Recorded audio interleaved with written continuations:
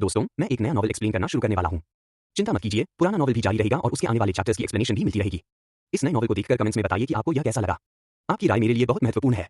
जहाँ एक और बाहरी दुनिया में क्लाउड मिस्ट संप्रदाय के विघटन को लेकर हंगामा मचा हुआ था, वहीं दूसरी ओर इस सब का कारण बनने वाला नायक शियाओ यान एक गुप्त कक्ष में दुबका हुआ था और यह सुनिश्चित करने के लिए हर संभव प्रयास कर रहा था कि उसके शरीर के सभी घाव बिना किसी स्थायी परिणाम के पूरी तरह से ठीक हो जाएं। शाओ निवास के एक एकांत गुप्त कक्ष में पत्थर के पलंग पर पालथी मारकर बैठे युवक ने अचानक अपनी भौहें सिकोड़ी। एक दो सांसों के भीतर ही युवक के माथे पर पसीने की घनी मोती के आकार की बूंदें दिखाई दी। बहुत दर्द हो रहा है। क्या ट्रक से टक्कर लगने पर हड्डियों को भेदने वाला ऐसा ही दर्द होता है? अचानक आंखें खोलकर अपने चारों ओर सब कुछ देखते हुए उस युवक के चेहरे पर विस्मय के भाव दिखाई दिए। मैंने कभी नहीं सोचा था कि मैं शियाओ हुआओ पुनर्जन्म लेकर शियाओ यान बन जाऊंगा, जो तीसरी बार क्लाउड मिस्ट सेक्ट में प्रवेश करने के बाद लगी चोटों से उबर रहा है। अन्य ट्रांसमाइग्रेटर आमतौर पर कथानक के शुरुआती चरणों में ट्रांसमाइग्रेट करते हैं, जिससे उन्हें मूल कृति के अपने ज्ञान के आधार पर तुरंत आगे बढ़ने की अनुमति मिलती है। मुझे कभी उम्मीद नहीं थी कि मेरा पुनर्जन्म मुझे कथानक के सबसे कठिन दौर में ले आएगा। शून्य मध्य मैदानों में लौट आई थी, याओ लाओ को पकड़ लिया गया था, शियाओ परिवार के पुनर्निर्माण की प्रतीक्षा की जा रही थी और मैं स्वयं बुरी तरह घायल हो गया था। इसके तुरंत बाद मुझे रानी मेडुसा के लिए भ्रूण पोषण की गोली तैयार करनी होगी, शियाओ यिशियांग के लिए स्वर्गीय विष बिच्छू ड्रैगन गोली तैयार करनी होगी और यहां तक कि मुझे बिच्छू के निशान वाले जहर से भी निपटना होगा। मेरा कार्यक्रम पूरी तरह से व्यस्त था, आराम करने का बिल्कुल भी समय नहीं था। डिंग। बधाई हो, होस्ट, आपने mini children mini blessings system को सक्रिय कर दिया है। तभी अचानक शियाओ हुआ के दिमाग में एक अजीब सी आवाज सुनाई दी। शियाओ हुआओ ने उत्साह से ठंडी हवा में गहरी सांस ली। गोल्डन फिंगर आ गया है। इसके अलावा यह प्रणाली अविश्वसनीय रूप से सरल और सीधी थी। जब तक उसके वंशज बढ़ते रहेंगे, उसे प्रणाली के पुरस्कार मिलते रहेंगे। शियाओ हुआ ने बड़ी उत्सुकता से कहा, रानी मेडुसा के गर्भ में अब तक शाओ शाओ होना चाहिए था। क्या मुझे इनाम नहीं मिलना चाहिए? फॉलन हार्ट फ्लेम की घटना के दौरान व्यक्ति और सांप दोनों बेहोश हो गए और उन्हें स्वर्गीय ज्वाला की जलन सहनी पड़ी। शियाओ यान को कष्ट और कठिनाई सहन करने दो। रानी मेडुसा से विवाह करने और सुखमय जीवन जीने की बात, उसे मैं शियाओ हुआ संभाल लूंगा। नहीं, अब से मैं शियाओ हुआ हूं। शियाओ हुआ ने स्वतः ही अपना नाम एक स्तर ऊपर कर लिया। डिंग। सिस्टम ने पता लगाया कि होस्ट का पहले से ही एक वंशज है। वंशज उपहार पैक जारी किया गया। डिंग। बधाई हो, मेजबान, छठी कक्षा की गोली ब्रेक्सेट पिल प्राप्त करने के लिए। डिंग। बधाई हो, मेजबान, 7वीं कक्षा प्राप्त करने के लिए छोटी औषधीय गोली, हड्डियों को पुनर्जीवित करने वाली और रक्त पिघलाने वाली गोली। डिंग। बधाई हो, मेजबान, आपने स्वर्गीय ज्वाला रैंकिंग में 22वें स्थान पर रहने वाली स्वर्गीय ज्वाला 10,000 पशु आत्मा अग्नि प्राप्त कर ली है। हड्डियों को पुनर्जीवित करने वाली, खून पिघलाने वाली गोली, जियाओ यान बेहद उत्साहित थी। हड्डियों को पुनर्जीवित करने वाली और खून पिघलाने वाली यह गोली 7वीं श्रेणी की है।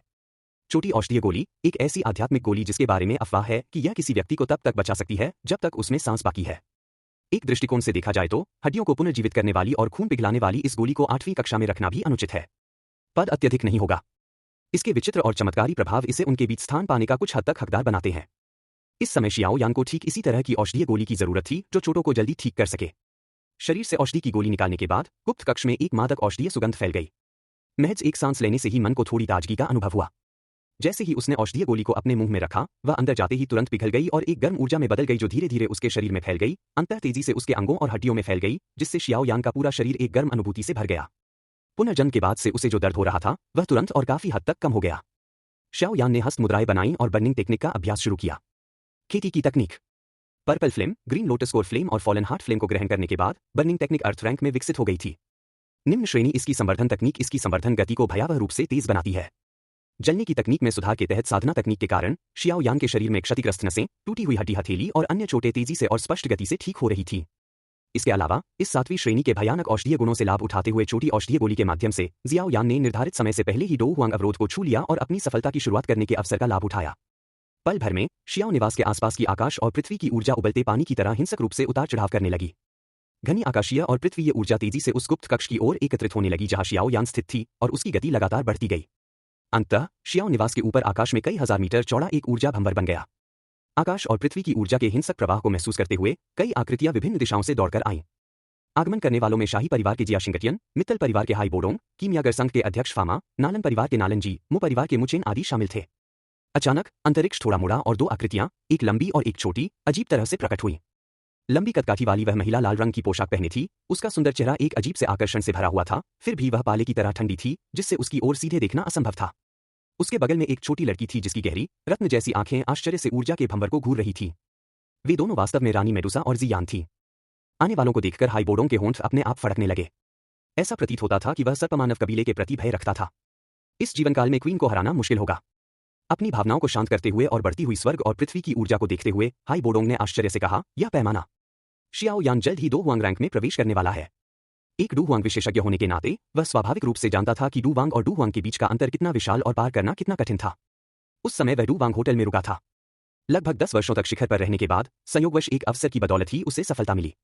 अब शियाओ यान की साधना गति देखकर वह सचमुच अवाक रह गया। जिया शिंगटियन ने शियाओ यान की प्रतिभा को इतना असाधारण होने की उम्मीद नहीं की थी। इतने कम समय में ही वह उसके स्तर तक पहुंच गया था। इस युवक की विभिन्न रैंकों के योद्धाओं से लड़ने की क्षमता को देखते हुए वह संभवतः डो जोंग से कमजोर नहीं होगा। युन शान एक बार डो हुआंग बन गया। आने वालों में नालन जी सबसे ज्यादा दुखी थे। अगर यानरान ने सगाई न तोड़ी होती तो ऐसा प्रतिभाशाली व्यक्ति उनके नालन परिवार का दामाद होता। भविष्य में नालन परिवार एक भयावह अस्तित्व बन जाएगा जो क्लाउड मिस्ट संप्रदाय से कमतर नहीं होगा। दुर्भाग्यवश यानरान द्वारा सगाई रद्द करने के साथ ही यह सब हवा में गायब हो गया। उस समय युन क्या सोच रही थी जो उसने यानरान को इतनी मूर्खतापूर्ण हरकत करने की अनुमति दी। इस दृश्य को देखना नालन जी को 10 बार प्रचंड विष का प्रकोप सहने से भी अधिक दर्दनाक था। युनलैन पर्वत पर सुडौल शरीर वाली एक आकृति ने साधना से धीरे धीरे अपनी आंखें खोली। युन ने स्वाभाविक रूप से जियामा पवित्र नगर में एकत्रित हो रही भयानक स्वर्ग और पृथ्वी ऊर्जा को महसूस किया। शियाओ यान, क्या तुमने डो हुआंग तक पहुंचने में सफलता प्राप्त कर ली? युन ने धीरे से कहा। शियाओ यान को दो जीची के तीसरे खंड से लेकर आज के डो हुआंग विशेषज्ञ बनने तक का सफर तय करने में केवल कुछ ही साल लगे। ये शब्द सुनकर सफेद रंग की थाई हाई स्टॉकिंग्स पहने नालन यानरान बुरी तरह कांप उठी। खिड़की के पास बैठे हुए जब शुनर ने सगाई का मामला आसानी से सुलझा लिया था और जा रही थी, तब उसने उससे जो कहा था वह उसे याद आ गया। नालन परिवार की सबसे बड़ी बेटी, मुझे आशा है कि आपको भविष्य में आज की अपनी इस हरकत पर पछतावा नहीं होगा। उदासीनता की झलक लिए हुए यह स्पष्ट आवाज कई वर्षों बाद भी जीवंत बनी रही। लेकिन नालन यानरान को वह बात अभी भी अच्छी तरह याद थी और जिस बात ने उसे सबसे ज्यादा निराश किया वह यह थी कि वह वाक्य वर्षों बाद पूरी तरह से सत्य सिद्ध हो गया। उसे वाकई इसका पछतावा हुआ। युन ने उदासी भरे स्वर में कहा, यानरान, जब शाओ यान अपना ब्रेक थ्रू पूरा कर ले तो गुरुजी को शाओ निवास तक संदेश पहुंचाने में मदद करना। उनसे आखिरी बार मिलने के बाद हमें यहां से चले जाना चाहिए। रोमांचक कथानकों पर चर्चा, शानदार चरित्र वॉलपेपर, सब कुछ उपलब्ध है। किसी मित्र की पुस्तक की अनुशंसा करना। Battle through the heavens, heaven define समझने की क्षमता शुरुआत में याओ लाओ को चौंका दिया। जब जियाओ यान के पास स्वर्ग विरोधी शक्ति होती है, समझने की क्षमता और एक बिल्कुल नई बर्निंग टेक्निक कल्टीवेशन विधि के साथ कथानक लगातार चरमोत्कर्षों से भरा हुआ है। पीक 7वीं श्रेणी की गोली की भयानक औषधीय शक्ति के तहत जियाओ यान ने न केवल एक ही दिन में डोहुआंग क्षेत्र को पार कर लिया, एक ऐसी सफलता जिसके लिए अन्यथा लगभग 1 वर्ष की कठिन साधना की आवश्यकता होती, बल्कि सीधे 2 सितारा डोहुआंग के स्तर तक भी पहुंच गया। उसकी घोर काली आंखें धीरे धीरे खुलीं और एक राजसी आभा जागृत शेर की तरह धीरे धीरे उठी, मानो वह ऐसी दहाड़ छोड़ने के लिए तैयार हो जो आकाश और पृथ्वी को हिला सकती हो। इस शक्तिशाली आभा के प्रभाव में जहां जियाओ यान पालथी मारकर बैठी थी, वहां से भुजाओं जितनी मोटी दरारें मकड़ी के जाले की तरह फैल गईं और अंततः गुप्त कक्ष के हर कोने को ढक लिया। शाओ यान के शरीर पर केंद्रित एक दुर्जय आत्मशक्ति बिजली की तरह सभी दिशाओं में फैल गई। यह प्रबल शक्ति तेजी से गुप्त कक्ष से परे फैल गई और अनगिनत दृश्यों को सीधे शियाओ यान के दिमाग में प्रतिबिंबित कर दिया। हालांकि उस समय शियाओ निवास के ऊपर कई विशेषज्ञ एकत्रित थे, लेकिन शियाओ यान की आत्मा शक्ति के प्रभाव से कोई भी नहीं बच पाया। जब रानी मेडुसा को एहसास हुआ कि शियाओ यान ने 2 सितारा डोहुआंग बनने के लिए एक महत्वपूर्ण अवसर प्राप्त कर लिया है, तो उनकी बर्फीली निगाहें थोड़ी नरम पड़ गईं। उन्होंने अपने बगल में खड़ी जियांग को पकड़ा और चुपचाप उस जगह से चली गईं। इस मनमोहक लेकिन शक्तिशाली महिला के चले जाने के बाद सभी ने दबे स्वर में राहत की सांस ली। करीब से पीछा करते हुए राष्ट्रपति फामा ने शियाओ यान की ताकत का पता लगाया। कितनी भयानक आत्मशक्ति! शियाओ यान फिर से बहुत मजबूत हो गया है। शियाओ यान की इतनी तेजी से सफलता हासिल करने की क्षमता को देखकर सभी के मन में अत्यधिक ईर्ष्या उत्पन्न हुई। आदरणीय याओ के शिष्य होने के नाते उन्हें उच्च कोटि की औषधीय गोलियों तक पहुंच कैसे नहीं हो सकती थी। शाओ यान और डो जोंग युनशान के बीच की लड़ाई की यादें अभी भी उनके मन में ताजा थी। अब डो हुआंग विशेषज्ञ बनने के बाद उसका अस्तित्व कितना भयावह होगा। उस भयावह युद्ध शक्ति के बारे में सोचते ही हर कोई ठंडी हवा का एक तेज झोंका लेने से खुद को रोक नहीं पाया। विशाल आत्मिक शक्ति लगभग 100 मील के दायरे में फैल गई थी, मानो एक निश्चित सीमा तक पहुंच गई हो और अब ज्वार की तरह पीछे हटने लगी थी। विनाश के बाद पुनर्जन्म। मुझे कभी उम्मीद नहीं थी कि शिखर 7वीं श्रेणी की अस्थि पुनर्जनन करने वाली रक्त पिघलाने वाली गोली की भयानक औषधीय शक्ति मुझे सीधे 2 सितारा डोहुआंग तक पहुंचने में सक्षम बनाएगी। इसने मुझे काफी समय दे दिया है। शाओ यान को इस बात का भलीभांति ज्ञान था कि क्लाउड मिस्ट संप्रदाय के भंग होने के लगभग 1 वर्ष बाद 3 महान साम्राज्य जियामा साम्राज्य को घेर लेंगे। विश्व संप्रदाय के शियाओ यिशियांग को एक तरफ रख दें तो गोल्डन गूड संप्रदाय और मुलैंग घाटी के विशेषज्ञों से भी निपटना बाकी था। इसके बाद myriad scorpion gate, black emperor sect और डेमन फ्लेम वैली जैसी ताकतें भी साधारण संगठन नहीं थी। 1 साल से अधिक के इस अंतराल के साथ चीजें उसके लिए काफी आसान हो जाएंगी। पिताजी, गुरुजी, अब से मैं शाओ परिवार को मजबूत करने और आप दोनों को जल्द से जल्द बचाने के लिए हर संभव प्रयास करूंगा। शाओ यान ने मुट्ठी भींची, उसकी आंखों में एक उग्र चमक दिखाई दी और उसने मन ही मन दृढ़ता से यह प्रतिज्ञा की। जियाओ यान को 10,000 पशु आत्मा अग्नि को निगलने की कोई जल्दी नहीं थी। इसके बजाय उसकी नजर अपनी उंगली पर मौजूद गहरे काले रंग की अंगूठी पर पड़ी। यह वही अस्थि ज्वाला वलय था जहां उनके गुरु याओ चेन पहले निवास करते थे। एल्डर याओ द्वारा इस्तेमाल की जाने वाली भंडारण अंगूठी अब केवल उन्नत नहीं रह गई थी, यहां तक कि एक डोजोंग भी इसकी जांच करने में असमर्थ होगा। हालांकि अस्थिशीत ज्वाला का स्रोत अब उसके शरीर में होने के कारण जियाओ यान इस प्राचीन अंधेरे वलय को स्वतंत्र रूप से नियंत्रित कर सकता था। उसकी उंगली से हल्की सफेद लौ निकली। उसने धीरे से उसे काली अंगूठी पर फैलाया और शियाओ यान की आत्मशक्ति बिना किसी रुकावट के तुरंत अंगूठी के आंतरिक भाग में प्रवेश कर गई। एल्डर याओ की भंडारण अंगूठी के भीतर का स्थान विशाल था, जो उच्च श्रेणी की योहाई अंगूठी से भी कहीं अधिक था। जियाओ यान ने इसे हान फेंग से प्राप्त किया था। बेशक सबसे मूल्यवान वस्तुएं जीवन भर के संग्रह में संग्रहित साधना तकनीकें, दाव तकनीकें, औषधि के सूत्र और अन्य कई विचित्र वस्तुएं थीं जो अंदर रखी हुई थीं। उस जगह की छानबीन करने के बाद जियाओ यान को आखिरकार वह मिल गया जिसकी उसे तलाश थी, एल्डर याओ द्वारा छोड़ा गया एक हरे रंग का स्क्रॉल। इसमें उनके दूसरे भाई शियाओ ली के शरीर में मौजूद जीवननाशक गोली के प्रभाव को खत्म करने की विधि शामिल थी। शियाओ यान को भली भांति पता था कि उसके दूसरे भाई द्वारा जीवननाशक गोली लेने के बाद काफी समय बीत चुका है। उसे सबसे पहले इस छिपे हुए खतरे को हल करना था, अन्यथा समय सीमा समाप्त होते ही उसका दूसरा भाई शियाओ ली संभवतः पल भर में मर जाएगा। हरे रंग का वह पवित्र ग्रंथ प्राप्त करते ही जियाओ यान ने तुरंत अपनी आत्मशक्ति का उपयोग करके उसकी सामग्री को तेजी से पढ़ना शुरू कर दिया। किंग मिंग दीर्घायु गोली, छठी श्रेणी की गोली, जीवनकाल को लगभग 10 वर्ष तक बढ़ा सकती है। इसे जीवन में केवल एक बार ही सेवन किया जा सकता है। निर्माण सामग्री, किंग मिंग फल, दीर्घायु राजा का रस, 10,000 साल पुरानी सदाबहार बेल। सामग्रियों के नाम पता चलने के बाद जियाओ यान को समझ आ गया कि ये वस्तुएं अत्यंत मूल्यवान हैं। इन सभी को इकट्ठा करने के लिए उसे मित्तल परिवार की मदद की जरूरत होगी, जहां ओल्ड हाई स्थित था। यह सोचते ही जियाओ यान तुरंत गुप्त कक्ष से बाहर निकल आई। मित्तल परिवार न केवल सामग्री जुटाने में मदद कर सकता है, बल्कि मित्तल या फिर उसे कुछ बच्चे भी जन्म दे सकती है। यह कदम सचमुच सबके लिए फायदेमंद साबित हुआ। जैसे ही वह गुप्त कक्ष से बाहर निकला, पास में ही इंतजार कर रही एक नौकरानी जल्दी से आगे बढ़ी और आदरपूर्वक बोली, तीसरे युवा स्वामी, पहले युवा स्वामी ने कहा है कि यदि आप गुप्त कक्ष से बाहर आते हैं तो वह आपको मुख्य हॉल में आमंत्रित करते हैं। यह सुनकर जियाओ यान ने हल्के से सिर हिलाया, हाथ के इशारे से नौकरानी को विदा किया और मुख्य हॉल की ओर चल पड़ा। लगभग 10 मिनट बाद जियाओ यान मुख्य हॉल के बाहर दिखाई दी। उसे अंदर से जियाओ डिंग और जियाओ ली की आवाजें सुनाई दे रही थी। शुरू में हमें आपकी चोटों की चिंता थी, लेकिन हमने कभी उम्मीद नहीं की थी कि आप सीधे ही इस बाधा को पार कर लेंगे। 20 वर्ष की आयु का एक दुओ हुआंग विशेषज्ञ, जियामा साम्राज्य के कई विशेषज्ञ आपको देखकर एक बार फिर चकित रह गए होंगे, जियाओ डिंग ने हार्दिक मुस्कान के साथ कहा। मूल रूप से जियामा साम्राज्य में डोहुआंग विशेषज्ञ एक महान हस्ती हुआ करते थे और अब उनमें से एक उनके सामने इतनी करीब से खड़ा था। सबसे बड़ा अंतर यह था कि उन पुराने राक्षसों के विपरीत वह आश्चर्यजनक रूप से युवा था। बस एक संयोगवश मिली सफलता, जियाओ यान ने कंधे उचकाते हुए कहा। उन दोनों के बगल में एक कुर्सी ढूंढी और हल्के से मुस्कुराते हुए बैठ गई। वे लोग अंदर नहीं आए। तुम्हारी सफलता के कुछ ही समय बाद वे सब चले गए, जियाओ ली ने हंसते हुए कहा। शियाओ यान ने अपने पास रखा चाय का प्याला उठाया और एक छोटा सा घूंट पिया। यह बात समझ में आती है। बड़ी लड़ाई अभी कुछ देर पहले ही खत्म हुई है और सभी घायल हो गए हैं। मुझे लगता है कि वे अभी पूरी तरह से ठीक नहीं हुए हैं। जियामा साम्राज्य एक दूरस्थ क्षेत्र में स्थित था, जहां चौथी श्रेणी की गोलियां दुर्लभ मानी जाती थी। यहां तक कि जियामा साम्राज्य के शीर्ष विशेषज्ञ भी अधिकतम 5वीं श्रेणी की गोलियों का ही सेवन कर सकते थे। हर किसी को 7वीं कक्षा की दिव्य उपचारकारी औषधीय गोली को यूं ही लेने का सौभाग्य प्राप्त नहीं होता। तीनों भाइयों ने अभी कुछ ही शब्द बोले थे कि अचानक एक नौकरानी अंदर आ गई। दरवाजे पर खड़ी होकर उसने आदरपूर्वक कहा, युवा स्वामी शियाओ यान, युवती नालन मुख्य द्वार पर हैं और किसी बात के सिलसिले में आपसे मिलना चाहती है। यह सुनकर जियो यान अचंभित रह गया। यंग मिस नालन स्वाभाविक रूप से नालन यानरान को संदर्भित करता है। ऐसा प्रतीत होता है कि उनकी शुरुआती सफलता ने संभवतः युन युन को निर्धारित समय से पहले ही छोड़ने के लिए प्रेरित किया। कृपया उसे अंदर बुलाइए, जियाओ यान ने अपनी नाक रगड़ने के लिए हाथ उठाया और धीरे से कहा। युन युन, जो एक प्रबल आभा वाली डोहुआंग विशेषज्ञ थी, संतान उत्पन्न करने के लिए एक उत्कृष्ट उम्मीदवार थी। अब उनके बिछड़ने का समय नजदीक आने पर युन युन का दिल बहुत कोमल हो गया था। यह एक सुनहरा अवसर था जिसे भुनाना जरूरी था। हाथ के एक झटके से शियाओ यान ने शियाओ ली की ओर एक स्क्रॉल फेंका। दूसरे भाई, इन सभी सामग्रियों को पूरी तरह से इकट्ठा कर लो। मुझे इनका बहुत उपयोग करना है। याद रखना, देर मत करना। उस पत्र को पकड़ते ही जियाओ ली क्षण भर के लिए स्तब्ध रह गया। जियाओ यान की आंखों में हल्की सी चमक देखकर ऐसा लगा जैसे वह कुछ समझ गया हो और उसने अनजाने में सिर हिलाया। कुछ देर इंतजार के बाद पहले वाली नौकरानी धीरे धीरे लौटी। उसके पीछे एक सुंदर, आकर्षक आकृति धुंधली सी दिखाई दे रही थी। दोनों आकृतियां द्वार पर रुक गईं। नौकरानी ने झुककर प्रणाम किया और पीछे हट गई, जबकि बादलों के रंग की पोशाक पहने नालन यानरान धीरे धीरे अंदर चली गई। उसकी निगाहें मुख्य हॉल में मौजूद तीनों के चेहरों पर घूमी, फिर कुछ जटिलता के साथ केंद्र में बैठी शियाओ यान पर टिक गई। शियाओ यान ने ऊपर देखा। यह पहली बार था जब वह इस बेहद मशहूर महिला नालन यानरान को अपनी आंखों से देख रहा था। उसने बादलों के रंग की पोशाक पहनी थी। उसके काले बालों की 3000 लटें उसके सुगंधित कंधों पर, उसकी पतली कमर से होते हुए उसके कोमल नितंबों तक सहजता से फैली हुई थी। उसकी भौहें मानो रंगी हुई थीं, उसकी त्वचा बर्फ और हिम की तरह चमक रही थी। उसके चेहरे की सुंदर विशेषताएं एक खूबसूरत महिला के अंडाकार चेहरे पर कलात्मक रूप से सजी हुई थी। उस खूबसूरत पोशाक के नीचे गोल और चिकने लंबे पैर उन्हें और भी लंबा और पतला दिखा रहे थे। उनके भरे पूरे हरे रंग के पैरों पर सफेद मोजे थे जो बेहद आकर्षक लग रहे थे। छोटी मिस नालन, आप मेरे शियाओ निवास पर क्यों आई हैं? शियाओ यान ने शांत भाव से कहा। शियाओ यान की गहरी काली आंखों की निगाहों के नीचे नालन यानरान ने अपने मोतियों जैसे दांतों से अपने लाल होंठों को हल्के से काटा। अपने पूर्व मंगेतर, जो अब एक डोहुआंग विशेषज्ञ थे, को फिर से देखकर कुछ पल रुककर उसने कहा, मेरे गुरुजी आपसे आखिरी बार मिलना चाहते हैं। अपने पैरों पर खड़े होकर जियाओ यान ने एक बार फिर अपने दूसरे भाई को जल्द से जल्द औषधीय सामग्री इकट्ठा करने का निर्देश दिया, फिर नालन यानरान के पीछे पीछे जियाओ निवास से निकल गया। दो क्यूई के पंख प्रकट हुए और वे दोनों शहर के बाहरी इलाके की ओर तेजी से बढ़े।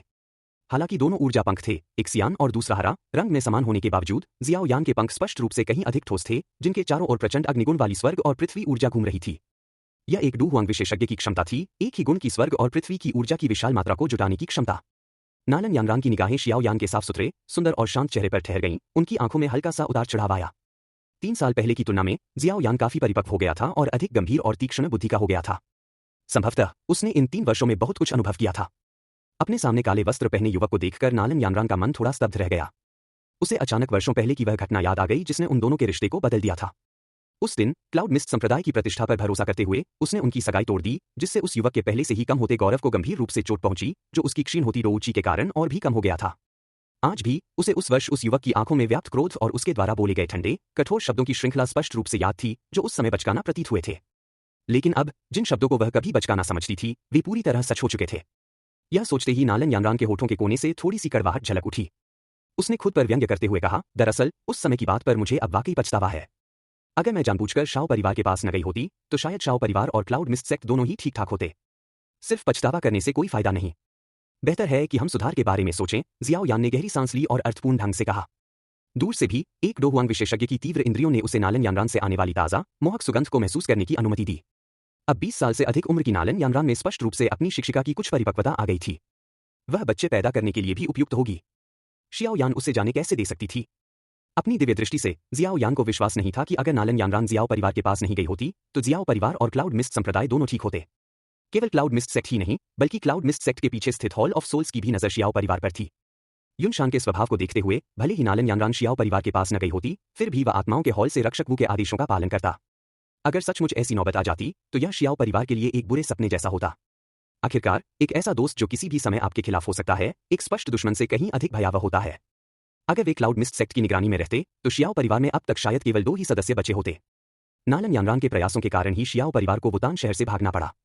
क्लाउड मिस्ट संप्रदाय उनकी पहुंच से बाहर था और कुछ कबीले के सदस्य संयोगवश बच गए। मोती जैसे दांतों से अपने लाल होंठों को हल्के से काटते हुए, चेहरे पर विचारशील भाव लिए, नालन यानरान ने अपने पंख फड़फड़ाए और पीछे के पहाड़ की ओर तेजी से बढ़ने लगी। घने जंगलों से गुजरते हुए वह अंततः एक खड़ी चट्टान की चोटी पर रुक गई। मेरे गुरुजी चट्टान पर हैं। तुम अकेले जाओ। आज के बाद हो सकता है कि मैं और मेरे गुरुजी जियामा साम्राज्य छोड़कर चले जाए। भविष्य में शायद ही कभी लौटें। चट्टान के सामने रुककर नालन यानन ने पर्वत की चोटी की ओर इशारा करते हुए धीरे से कहा। गलती करने के बाद भागने की सोच रहे हो? यह इतना आसान नहीं है। जियाओ यान ने अपना सिर हिलाया और तेजी से पहाड़ की चोटी की ओर बढ़ गया। नालन यानरान, युन युन, तुम दोनों यही रहोगी और शियाओ परिवार के लिए बच्चे पैदा करोगी। पहाड़ की चोटी पर पहुंचकर जियाओ यान के कदम रुक गए। उसकी नजर खड़ी चट्टान के किनारे खड़ी महिला पर पड़ी और वह थोड़ा अचंभित रह गया। एक साधारण पोशाक उसके सुडौल शरीर पर लिपटी हुई थी। स्याही जैसे काले बालों की 3000 लटें झरने की तरह उसकी पतली कमर तक लहरा रही थीं। उसका अद्वितीय सुंदर चेहरा मानो पहाड़ों में रहने वाली किसी फूल परी का हो, सांसारिक मामलों से अछूता, एक मोहक और अलौकिक आकर्षण से भरा हुआ था। उसकी आंखें इधर उधर घूम रही थीं, जिनमें एक ऐसी बेफिक्री और हल्कापन था जो मानो उसकी आत्मा तक उतर जाता था। साधारण पोशाक का स्लिट बहुत ऊंचा था, जिससे लंबे सुनहरे पैर दिखाई दे रहे थे, जो जेड की तरह सुंदर थे। जब भी हवा पोशाक को छूती, तो इस खूबसूरत दृश्य का थोड़ा और हिस्सा झलकने लगता। क्या तुम जाने की योजना बना रहे हो? जियाओ यान ने भौहें चढ़ाते हुए कहा। मैं जियामा साम्राज्य के भीतर एक मजबूत सेना स्थापित करने की तैयारी कर रहा हूं और मुझे शक्तिशाली सहायकों की आवश्यकता है। क्या तुम रुककर मेरी मदद कर सकते हो? युन युन की चमकीली, उज्ज्वल आंखें शाओ यान पर टकटकी लगाए हुए थीं। उसने धीरे से कहा, मैं सचमुच तुमसे नफरत नहीं करती, लेकिन मैं हमेशा से क्लाउड मिस्ट सेक्ट की सेक्ट मास्टर रही हूं। भले ही क्लाउड मिस्ट सेक्ट अब अस्तित्व में नहीं है। क्लाउड मिस्ट संप्रदाय के शिष्यों को बिना किसी नुकसान के छुट्टी दे दी गई और यह सब तुम्हारी वजह से हुआ। क्या तुम्हें लगता है कि मैं तुम्हें यूं ही जाने दूंगी? शियाओ यान ने युन युन की आंखों में बिना पलक झपकाए देखा। शियाओ यान की निर्भीक निगाहों के सामने युन युन के कोमल गाल लाल हो गए। वह धीरे धीरे आगे बढ़ी, अपने साथ एक सुगंधित हवा लेकर आई और फिर शियाओ यान के हाथ में एक गहरी नीले रंग की संग्रहण अंगूठी रख दी। अब तुम भी डोहुआंग के विशेषज्ञ बन गए हो। अपनी क्षमता से कहीं अधिक लड़ने की तुम्हारी काबिलियत के आगे मेरी ताकत कुछ भी नहीं है। इसमें क्लाउड मिस्ट सेक्ट का वर्षों का संग्रह है। इसे तुम्हारे लिए एक और इनाम समझो। उसका कोमल हाथ धीरे से आगे बढ़ा और शियाओ यान के चेहरे को प्यार से सहलाया। इस साफ सुथरे युवा चेहरे को करीब से देखते हुए उसकी चमकीली आंखों में कोमलता की झलक दिखाई दी। 3 साल पहले की तुलना में उसका बचपना खत्म हो गया था और वह परिपक्व हो गया था। शियाओ यान पर निगाहें गड़ा युन युन ने अचानक धीमी आवाज में कहा, कभी कभी मुझे लगता है अगर उस पहाड़ी गुफा में तुम थोड़ी और साहसी होती और मेरी धमकियों को नजरअंदाज कर देती, तो शायद अब। युन युन जैसी बड़ी बहन से उकसाए जाने पर शियाओ यान पहले से ही बेचैन हो रहा था। अचानक उसका हाथ बढ़ा और उसने युन युन की पतली कमर को कसकर गले लगा लिया।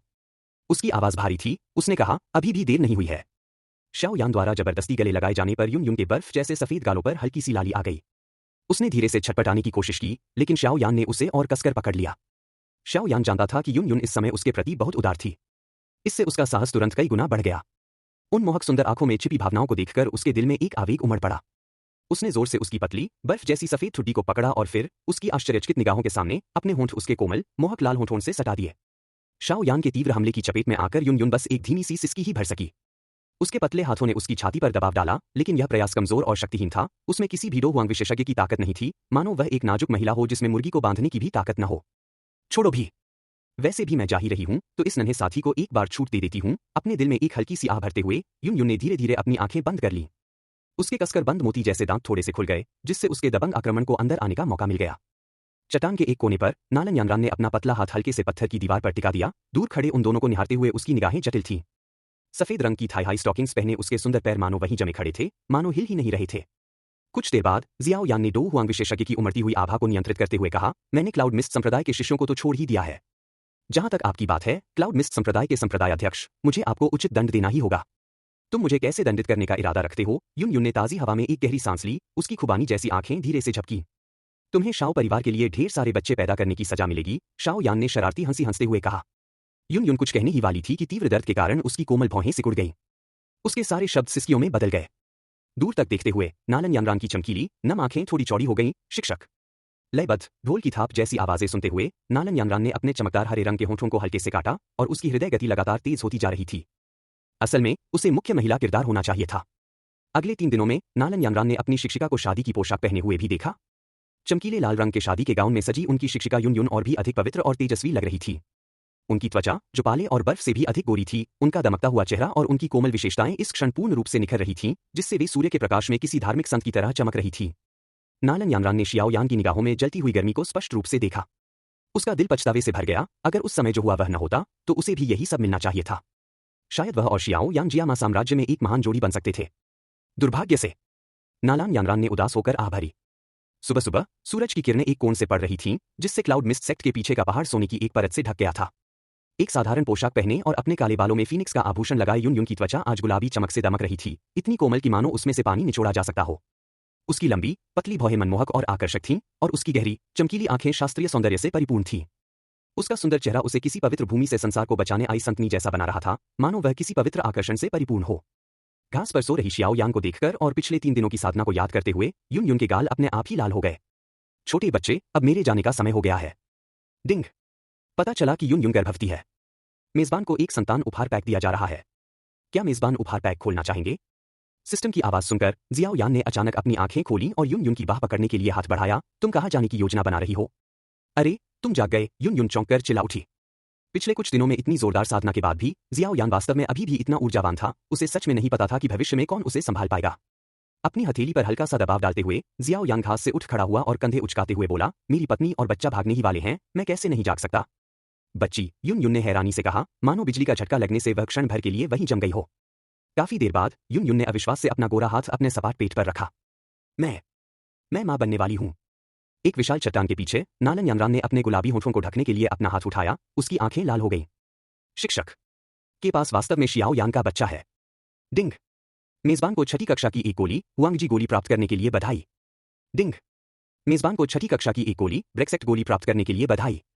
डिंग। मेजबान को 7वीं कक्षा की एक गोली प्राप्त करने के लिए बधाई। यह आत्मा को शांत करने वाली और रक्त को संलयन करने वाली गोली है। यून के आश्चर्य का फायदा उठाते हुए शियाओ यान ने संतान उपहार पैक खोला। तीनों औषधीय गोलियों की जानकारी को एक एक करके पढ़ते हुए जियाओ यान के होंठों के कोने हल्के से ऊपर की ओर मुड़ गए। वे वास्तव में सभी औषधीय गोलियां थीं जो व्यक्ति की ताकत बढ़ाती थीं। यह जानना जरूरी है कि अनेक औषधीय गोलियों में से ताकत बढ़ाने वाली गोलियां सबसे कीमती होती हैं। हुआंगजी पिल को छठी कक्षा की सर्वोच्च उपलब्धि वाली गोली कहा जा सकता है। इसका प्रभाव बहुत सरल था। यह एक डू हुआंग विशेषज्ञ को अपेक्षाकृत कम समय में अपने स्तर को 1 से 2 सितारों तक बढ़ाने की अनुमति दे सकता था। इसके अलावा इस हुआंगजी गोली का एक और प्रभाव था, जो नसों को स्थिर करना और हड्डियों को मजबूत करना था। शक्ति में वृद्धि के बाद बची हुई औषधीय शक्ति उपभोक्ता को अपने शरीर को मजबूत बनाने में मदद करती थी। दूसरी ओर ब्रेक्सेट पिल पीक डो हुआंग विशेषज्ञ के डोजोंग में पदोन्नत होने की संभावना को 10% तक बढ़ा सकती है। भले ही ब्रेक थ्रू विफल हो जाए, यह उनकी शक्ति को प्रयास से पहले के स्तर पर स्थिर कर सकती है। फिलहाल जियामा पवित्र शहर में बारिश के बाद उगने वाले बांस की तरह काफी संख्या में डू हुआंग विशेषज्ञ उभर आए हैं। यदि वह उन्हें भर्ती कर लेता, तो वह इन औषधीय गोलियों का उपयोग करके उनकी शक्ति बढ़ा सकता था। जब बाद में 3 महान साम्राज्यों इजुमो साम्राज्य, मुलान साम्राज्य और लुओयान साम्राज्य ने उन्हें घेर लिया, तो वे भी कुछ प्रयास में योगदान दे सकेंगे। जब जियाओ यान ने तीसरी औषधीय गोली का विवरण देखा तो उसका दिल एक धड़कन चुक गया। आत्मा को शांति देने वाली यह रक्त संलयन गोली दिव्य आत्मा रक्त संलयन गोली के समान थी। यह एक प्रकार की औषधीय गोली थी जिसका उपयोग भ्रूण को पोषण देने के लिए किया जाता था। अंतर यह था कि आत्मा को शांति देने वाली और रक्त संचार बढ़ाने वाली यह गोली मां को भी अपार लाभ पहुंचाती थी, जिससे यह 7वीं कक्षा की गोलियों में एक उत्कृष्ट कृति बन गई। श्याओ यान ने युन युन की खूबसूरत ठुड्डी को चुटकी से पकड़ते हुए जलती हुई निगाहों से कहा, मैंने पहले ही कहा है कि मैं क्लाउड मिस्ट संप्रदाय के अन्य शिष्यों को जाने दे सकता हूं, लेकिन तुम क्लाउड मिस्ट संप्रदाय की प्रमुख सजा से बच नहीं सकती। तुम्हें श्याओ परिवार के लिए ढेर सारे बच्चे पैदा करने होंगे। अगर मेरे पास सचमुच इतने सारे बच्चे हो गए तो क्या मैं सुअर नहीं बन जाऊंगी? युन युन ने शर्माते हुए कहा। श्याओ यान हंसी और युन युन की खूबसूरत नाक को चुटकी से पकड़ते हुए बोली, तब तो तुम एक कोमल खुशबूदार छोटी सुअर बन जाओगी। श्याओ यान, मुझे तुमसे इतनी दुष्टता की उम्मीद नहीं थी। युन युन ने श्याओ यान को धक्का देने के लिए हाथ बढ़ाया। कुछ देर मस्ती करने के बाद युन युन ने आह भरी और कहा, छोटे बच्चे, मुझे जीवन भर तुम्हारे साथ ही रहना पड़ेगा। एक जोरदार थप्पड़ की आवाज सुनाई दी। युन युन ने श्याओ यान को नाराजगी से देखा और दर्द वाली जगह को छूते हुए बोली, तुमने अचानक मुझे क्यों मारा? नालन यानरान का सुंदर चेहरा लाल हो गया। श्याओ यान इतनी दुष्ट कैसे हो सकती है? हमेशा टीचर को मारती रहती है। मुझे छोटा लड़का कहना ठीक नहीं है। युन युन ने शर्म से अपना सिर नीचे कर लिया, तुम सचमुच बहुत बुरे हो। ये तो बस इसलिए है क्योंकि तुम बहुत आकर्षक हो। पत्नी, श्याओ यान के दिल में फिर से थोड़ी गर्माहट सी उठी। गर्भवती होने के बाद युन युन और भी मोहक लग रही थी। अब से मुझे पति कहकर बुलाना याद रखना। दूर से नालन यानरान विशाल चट्टान पर लेटी हुई थी, उसकी सांसें थोड़ी तेज चल रही थी। उसने अपनी मां से सुना था कि 1, 2, 3 गिनने के बाद यह खत्म हो जाएगा, लेकिन अब तो 2.5 घंटे बीत चुके थे।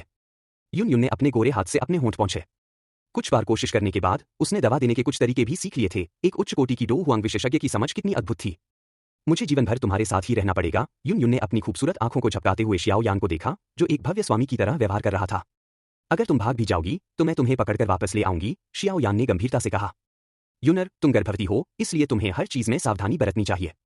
युन युन ने हल्के से सिर हिलाया और अपने गोरे हाथ से सावधानीपूर्वक अपने पेट के निचले हिस्से को सहलाया। जब उसने यानरान को श्याओ यान को आमंत्रित करने के लिए भेजा तो वह भविष्य को लेकर बहुत संशय में थी। क्लाउड मिस्ट संप्रदाय के विघटन के बाद वह अब जियामा साम्राज्य में नहीं रहना चाहती थी, लेकिन अब वह श्याओ यान के लिए ढेर सारे स्वस्थ बच्चे पैदा करना चाहती थी। सिस्टम स्पेस से 7वीं श्रेणी की गोली, आत्मा को शांत करने वाली रक्त संलयन गोली निकालते हुए श्याओ यान ने इसे युन युन को सौंपते हुए कहा, युन युन, यह 7वीं श्रेणी की गोली है, आत्मा को शांत करने वाली रक्त संलयन गोली। इससे गर्भस्थ शिशु को अपार लाभ होता है। 7वें दर्जे की गोली। युन युन को गहरा सदमा लगा। जियामा साम्राज्य में 6ठे दर्जे की गोलियां भी बेहद दुर्लभ थीं, फिर भी श्याओ यान ने बड़ी आसानी से 7वें दर्जे की गोली निकाल ली। वह सचमुच पूज्य याओ के शिष्य होने के गौरव को सार्थक कर रहा था।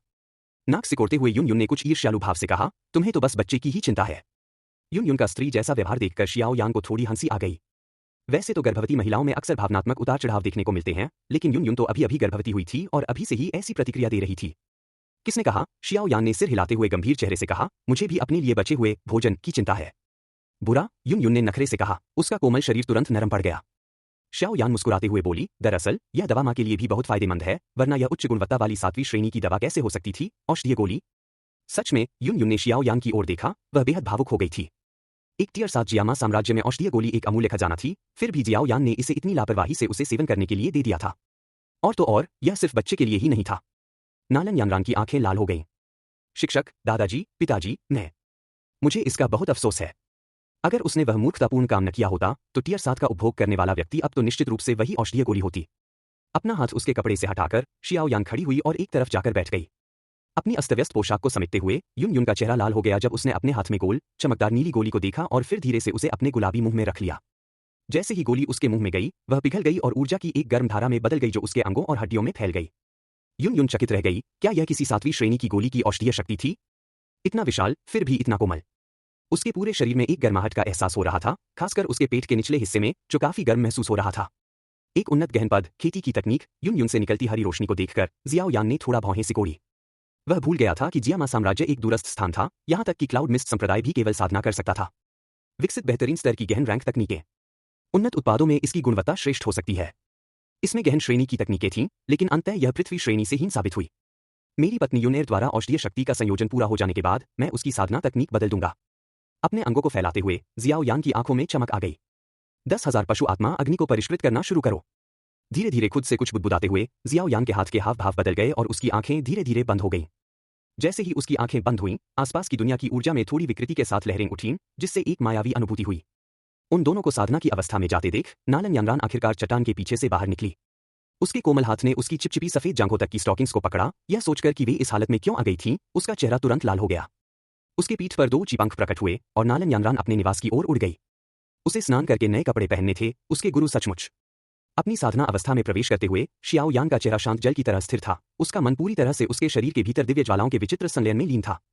10,000 पशु आत्मा अग्नि को भस्म करना और परिष्कृत करना, शायद इसलिए कि जियाओ यान पहले ही 2 प्रकार की स्वर्गीय ज्वालाओं में महारत हासिल कर चुका था, और चूंकि यह 10,000 पशु आत्मा अग्नि 22वें स्थान पर थी, जो हरित कमल कोर ज्वाला और पतित हृदय ज्वाला से कहीं नीचे थी और जंगली नहीं थी, इसलिए परिष्करण प्रक्रिया उतनी कठिन नहीं थी जितनी उसने कल्पना की थी।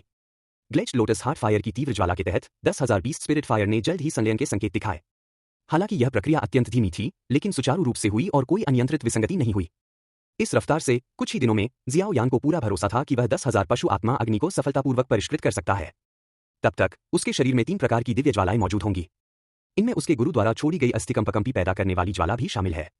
यदि ये ज्वालाएं मुक्त हो गईं, तो संभवतः कई विशेषज्ञों की आंखें ईर्ष्या से लाल हो जाएंगी।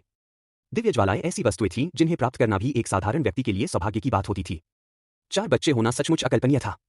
आखिरकार स्वर्गीय ज्वालाएं न केवल दुर्लभ थीं, बल्कि अगर वे मिल भी जातीं, तो कोई भी विनाशकारी शक्ति से भरी 4 प्रकार की स्वर्गीय ज्वालाओं को एक साथ अपने शरीर में लेने का साहस नहीं करता। ऐसा करना कई बम निगलने से कम नहीं था। कई लोगों की नजर में यह एक आत्मघाती प्रयास था। हालांकि बर्निंग टेक्निक के साथ ये दिव्य ज्वालाएं न केवल हानिरहित थीं, बल्कि युद्ध और रसायन विद्या में भी बहुत मददगार थीं। समय बीतने के साथ जियाओ यान ने 10,000 पशु आत्मा अग्नि को सफलतापूर्वक परिष्कृत किया और उसकी दहन तकनीक का स्तर निम्न पृथ्वी स्तर से बढ़कर मध्यवर्ती स्तर तक पहुंच गया। पृथ्वी रैंकिंग। नवविकसित बर्निंग टेक्निक एक बार फिर प्रसारित हुई और शियाओ यान के 100 मीटर के दायरे में ऊर्जा उबलते पानी की तरह हिंसक रूप से उतार चढ़ाव करने लगी और फिर खतरनाक ऊर्जा के प्रवाह लगभग वास्तविक रूप ले चुके थे। शियाओ यान ने इस सांसारिक ऊर्जा की अनेक अशुद्धियों के बावजूद इसे अस्वीकार नहीं किया। जैसे ही दिव्य ज्वाला उठी, सारी अशुद्धियां पल भर में भस्म होकर राख हो गईं और उसके शरीर में ऊर्जा का प्रवाह पहले से कहीं अधिक तीव्र हो गया।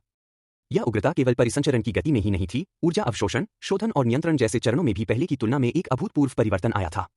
धुंधली हवा का एक झोंका छोड़ते हुए और अपने भीतर अभूतपूर्व परिपूर्णता की अनुभूति करते हुए शियाओ यान के चेहरे पर खुशी की एक अनियंत्रित मुस्कान आ गई। अगर 4 प्रकार की स्वर्गीय ज्वालाओं को मिला दिया जाए, तो एक ही प्रहार से एक डोजोंग भी बुरी तरह घायल हो जाएगा। शियाओ यान खड़ी हुई और यून यून की ओर देखा, जो पालथी मारकर ध्यान कर रही थी। उसकी सादी चांदनी जैसी सफेद पोशाक उसकी स्थिर सांसों के साथ थोड़ी ऊपर नीचे हो रही थी, जिससे उसके सुडौल शरीर की सुंदरता और भी निखर रही थी। गर्भवती होने के बाद यून यून के शरीर की बनावट और भी सुडौल हो गई थी। शियाओ यान को लगा कि उसके हाथों को थोड़ा और बड़ा करने की जरूरत होगी। अचानक उनके चारों ओर ऊर्जा का एक जोरदार विस्फोट हुआ और उस क्षेत्र में वैश्विक ऊर्जा में हिंसक रूप से उतार चढ़ाव आने लगा। जैसे ही गर्जना सुनाई दी, आसपास की दुनिया की ऊर्जा मानो खींची चली आई और यून यून की ओर बेतहाशा बढ़ने लगी।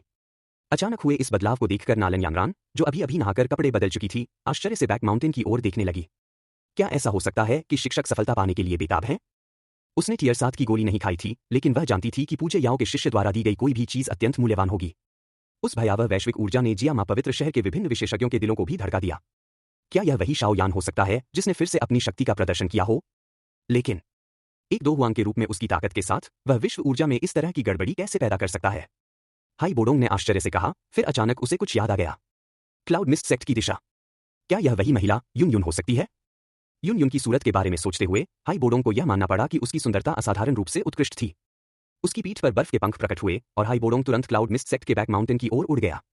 उसी समय जियामा पवित्र शहर के अन्य विशेषज्ञ भी क्लाउड मिस्ट संप्रदाय के बैक माउंटेन की ओर दौड़ पड़े।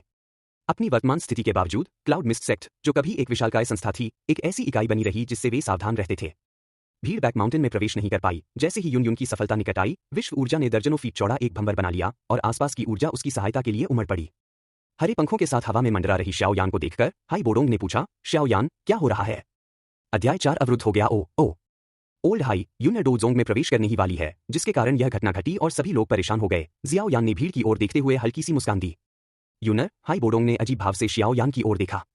यून यून कभी क्लाउड मिस्ट संप्रदाय की संप्रदाय प्रमुख, जियामा साम्राज्य की सबसे प्रतिभाशाली व्यक्ति और एक शिखर थी। डू हुआंग विशेषज्ञ। उसे उम्मीद नहीं थी कि अंत में वह वास्तव में शियाओ यान के साथ ही रहेगी।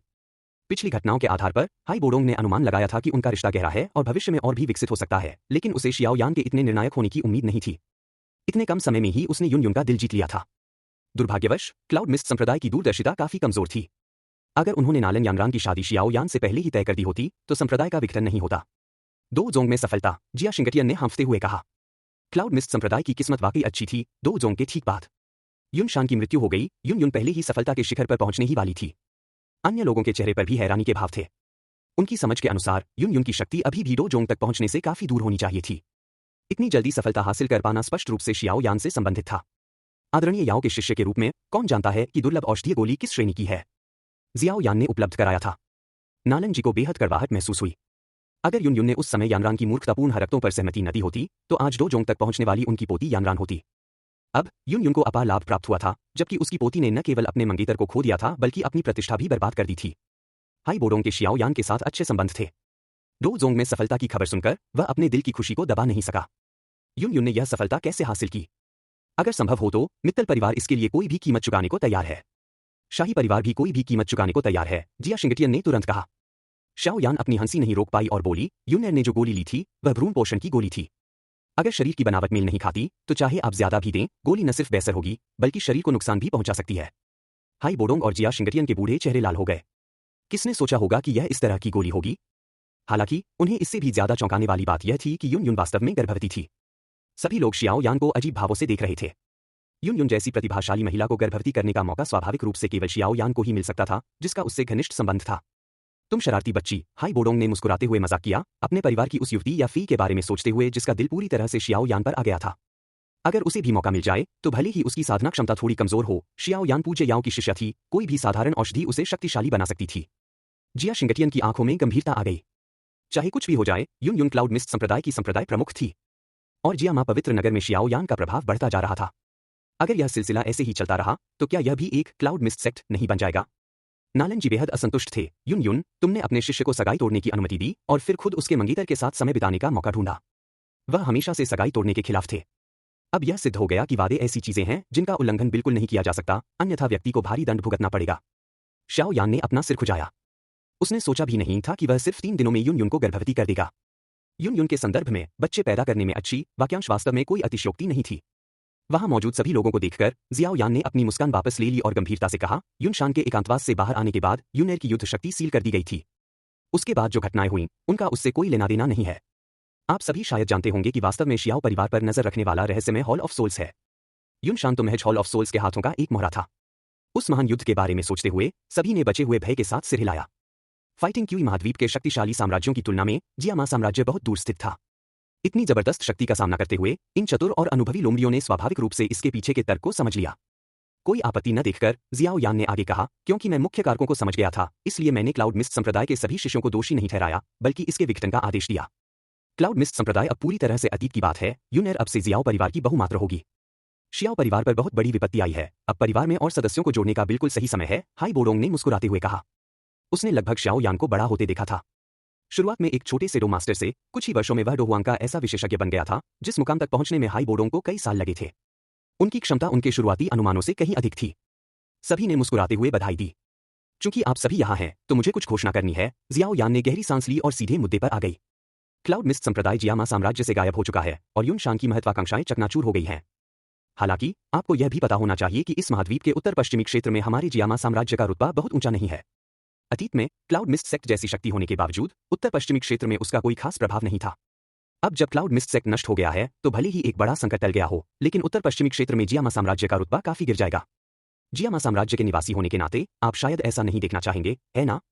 यह सुनकर सभी ने हल्के से सिर हिलाया, लेकिन उनकी निगाहें शियाओ यान पर टिकी रहीं। यह स्थिति लंबे समय से बनी हुई है। उत्तर पश्चिमी क्षेत्र में हमारे जियामा साम्राज्य की स्थिति हमेशा से ही निम्न रही है, यहाँ तक कि साम्राज्य से बाहर आने वाले लोगों को भी अनुचित व्यवहार का सामना करना पड़ता है। ठीक इसी वजह से कई प्रमुख परिवारों के उद्योग साम्राज्य के भीतर ही सीमित रहते हैं और उनका विस्तार बिल्कुल नहीं हो पाता। साम्राज्य के भीतर हमारे पास अपनी प्रतिष्ठा बनाए रखने की शक्ति है, लेकिन बाहर आसपास के साम्राज्य हमें बिल्कुल भी मान्यता नहीं देते। शाओ यान की निगाहें अचानक तेज हो गईं। मुझे लगता है आप सभी ने मेरी कुछ योजनाओं का अंदाजा लगा लिया होगा। यदि किसी साम्राज्य के पास एक शक्तिशाली संगठन होता है तो इससे साम्राज्य का रुतबा भी बढ़ता है।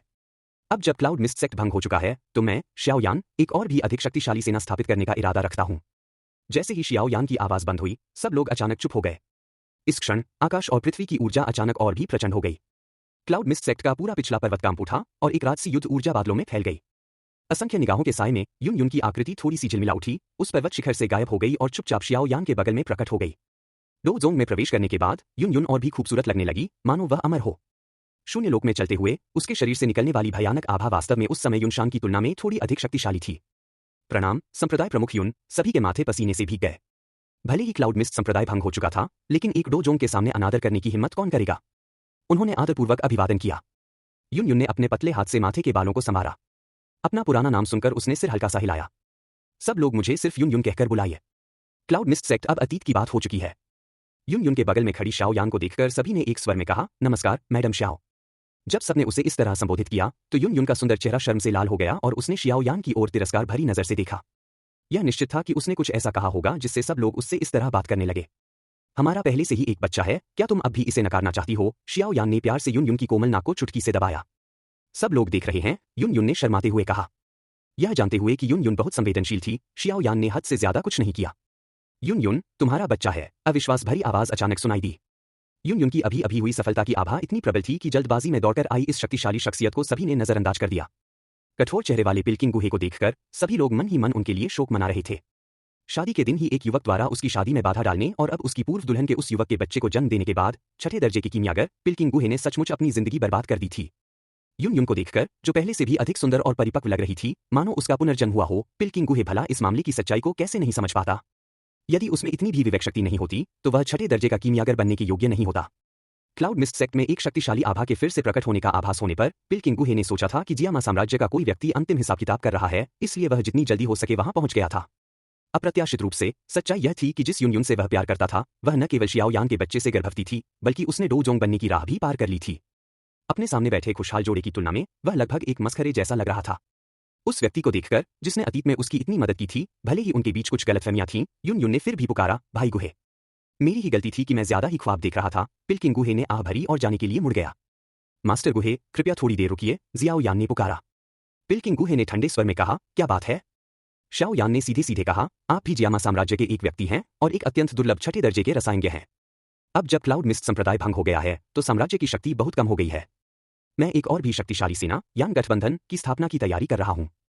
अगर मास्टर गुहे हमारे साथ जुड़ जाए तो मुझे विश्वास है कि इससे जियामा साम्राज्य का दर्जा और भी बढ़ जाएगा। क्या तुम मेरी सेना में शामिल हो जाओगे? पिल्किंग गुहे ने एक अजीब से भाव के साथ कहा। अपने पति का अनुसरण करते हुए युन युन ने कहा, भाई गुहे, मैं जानती हूं कि आप तुच्छ व्यक्ति नहीं है। इतने वर्षों तक क्लाउड मिस्ट संप्रदाय में रहना केवल मेरी वजह से नहीं था, बल्कि इसलिए भी था क्योंकि आप स्वयं जियामा साम्राज्य के व्यक्ति हैं। पिल्किंग गुहे ने हाथ हिलाते हुए कहा, छोड़ो इसे। मुझे अपना वर्तमान जीवन काफी पसंद है, इसलिए मैं उन बड़ी ताकतों की भागदौड़ में शामिल नहीं होऊंगा। यह शोरगुल भरा है और केवल चिड़चिड़ापन पैदा करता है। राष्ट्रपति फामा ने आह भरी, छोटे मित्र शियाओ यान, अगर तुम मास्टर गुहे को मनाकर कीमियागर संघ को अपनी सेना में शामिल करना चाहते हो तो मुझे डर है कि यह बहुत प्रभावी नहीं होगा। कीमियागर संघ एक परिवार से अलग है। संघ में बहुत सख्त प्रतिबंध नहीं है, इसलिए कई कीमियागरों को अपनी स्वतंत्रता प्राप्त है। कीमियागर संघ उनका प्रतिनिधित्व नहीं कर सकता। तुम वाकई बहुत ज्यादा सोचते हो। जियाओ यान मुस्कुराया और सिर हिलाया। मास्टर गुहे छठे दर्जे के रसायन शास्त्री हैं।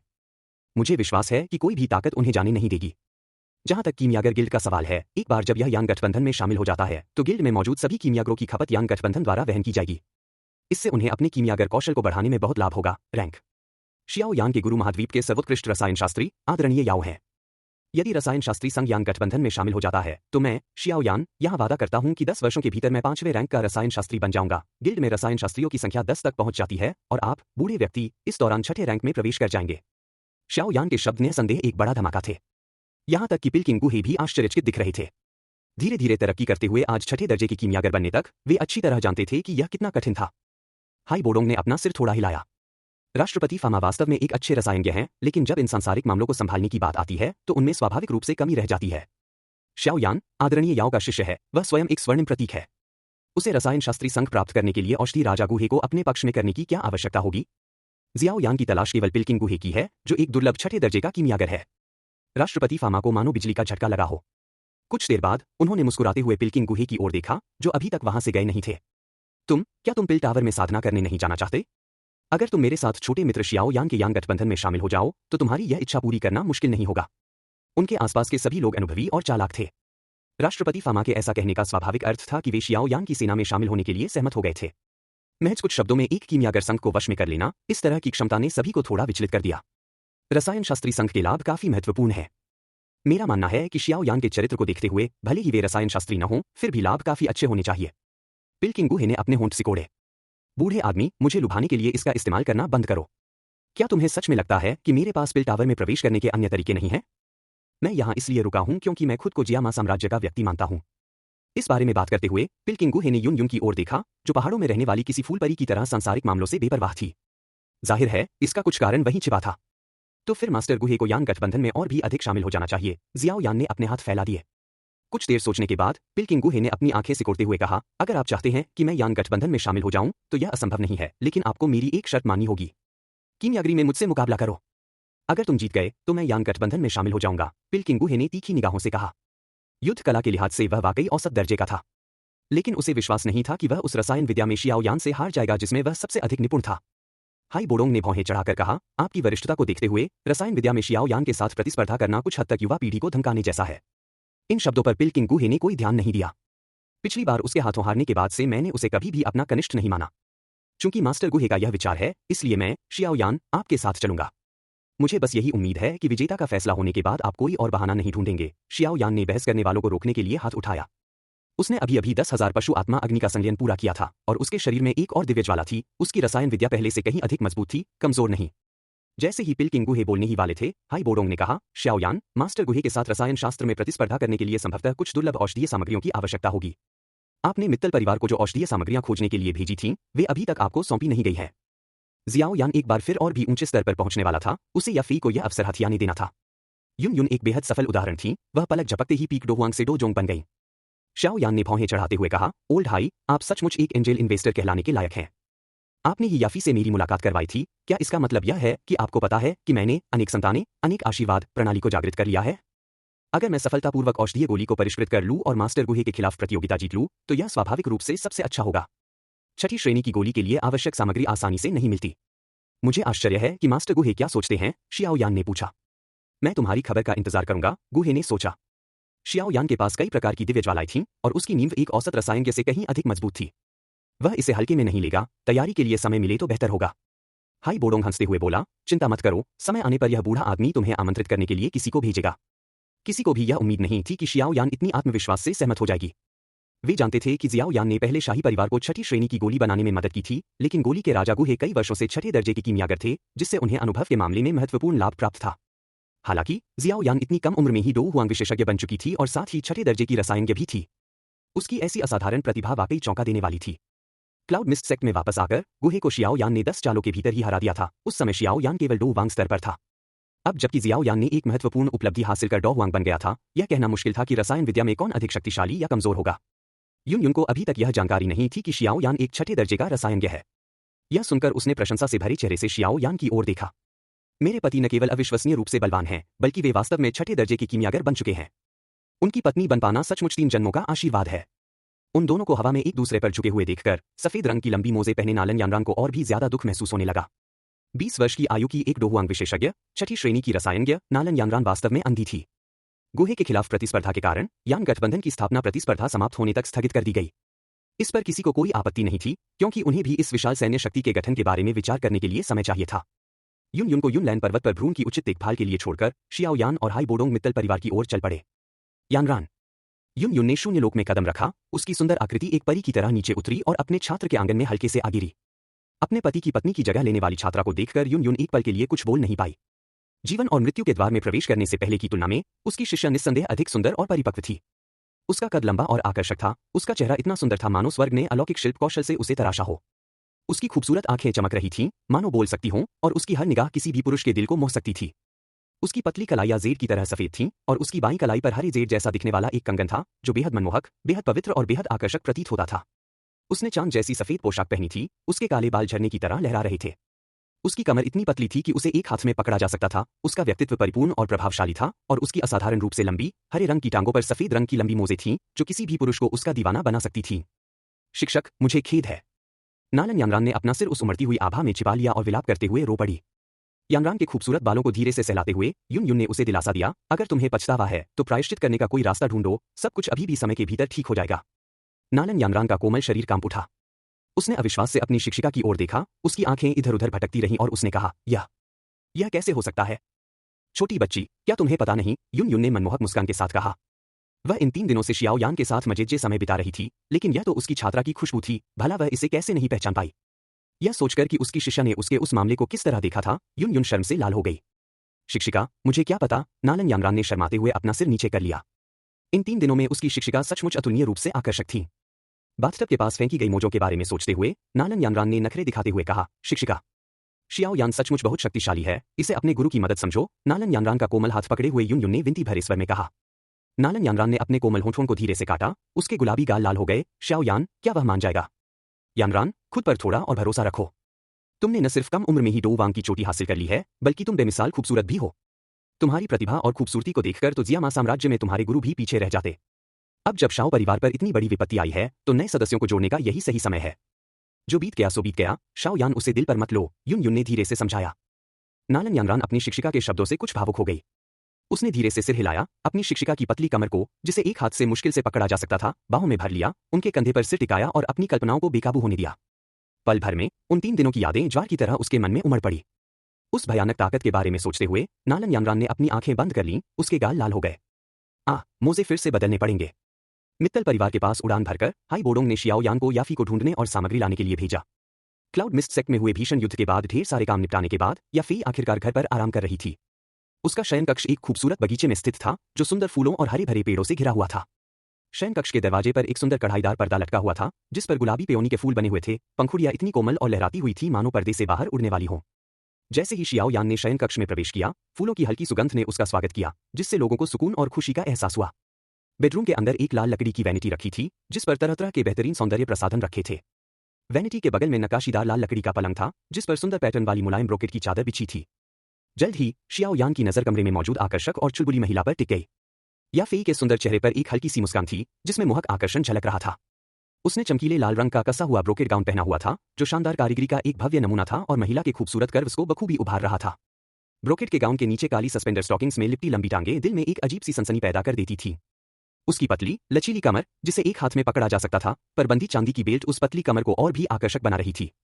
छोटे भाई शियाओ यान, आज मित्तल परिवार में आने का समय कैसे मिल गया? चायदानी उठाते हुए और शियाओ यान के लिए खुद चाय डालने के लिए झुकते हुए याफी ने मनमोहक मुस्कान के साथ कहा।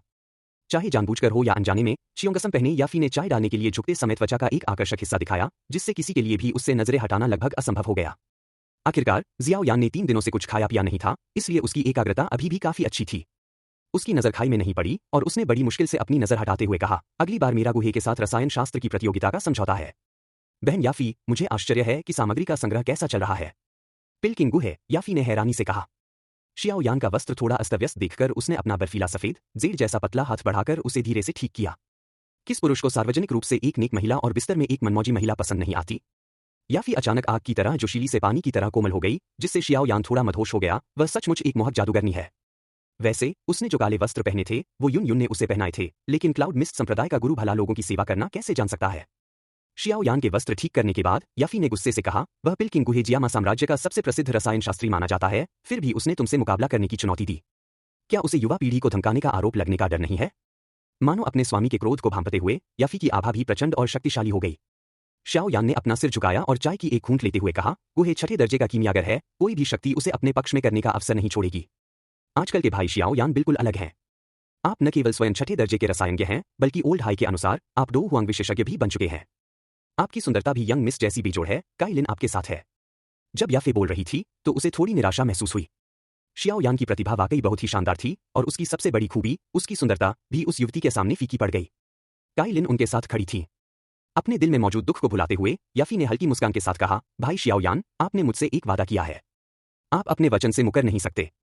शियाओ यान ने अपने चमकदार सफेद दांतों की एक पंक्ति दिखाते हुए हंसते हुए कहा, बेशक मैं नहीं भूलूंगी। जब मैं उस समय गई थी, तो मैंने कहा था कि अगर बहन याफी भविष्य में महारानी बनना चाहे, तो मैं आपकी मदद करने की पूरी कोशिश करूंगी। याफी ने शालीनता से मुस्कुराते हुए अपना मुंह ढकते हुए खिलखिलाकर कहा, मुझे रानी बनने में कोई दिलचस्पी नहीं है। बहन याफी जो भी चाहती हैं, अगर शियाओ यान उसे कर सकती है, तो मैं उसे पूरा करने की पूरी कोशिश करूंगी, शियाओ यान ने गंभीरता से कहा। अचानक सन्नाटा छा गया। याफी ने शियाओ यान को स्नेह भरी निगाहों से देखा। शायद दोनों के बीच बढ़ती दूरी को भांपते हुए याफी आज असाधारण रूप से साहसी हो गई थी। इस समय उसका मनमोहक चेहरा लाल हो गया था, जो देखने में बेहद आकर्षक लग रहा था। इतनी खूबसूरत युवती की निगाहों से घिरे रहने पर शियाओ यान की सांसें तेज हो गईं। भाई शियाओ यान, क्या आपको पता है कि मैं हमेशा से आपको पसंद करती रही हूं? उसके दिल की धड़कन अब और दब नहीं सकी, और याफी ने अचानक खुद को उस विशाल आलिंगन में झोंक दिया। किसी खूबसूरत महिला के कबूलनामे से ज्यादा सुखद शब्द और क्या हो सकते हैं? शियाओ यान ने अब और संकोच नहीं किया, एक हाथ से याफी की ठोड़ी उठाते हुए धीरे से कहा, बहन याफी, मुझे भी तुम पसंद हो। ऐसी मनमोहक स्त्री के सामने अगर वह प्रभावित नहीं होता, तो शायद वह एक हिजड़े से भी बदतर होता। आखिरकार तुमने मान ही लिया। याफी की खूबसूरत आंखें आंसुओं से भर आईं। भारी सांसें लेते हुए शियाओ यान ने आंसुओं से भीगे उस मनमोहक चेहरे को देखा, जब याफी ने धीरे धीरे अपनी खूबसूरत आंखें बंद कर ली। हम्मा। कुछ देर बाद याफी ने अपने सुन्न पड़े हरे रंग के होंठों को थोड़ा सिकोड़ा और बड़ी खूबसूरती से खुद को छुड़ाकर पलंग के सहारे एक तरफ छिपने के लिए तेजी से भाग गई। काले रंग के सस्पेंडर स्टॉकिंग्स पहने हुए पतले सुंदर पैरों को एक दूसरे पर क्रॉस करके रखा गया था, जिससे उनके शरीर का एक आकर्षक वक्र दिखाई दे रहा था और वह शियाओ यान को उत्तेजक निगाहों से देख रही थी।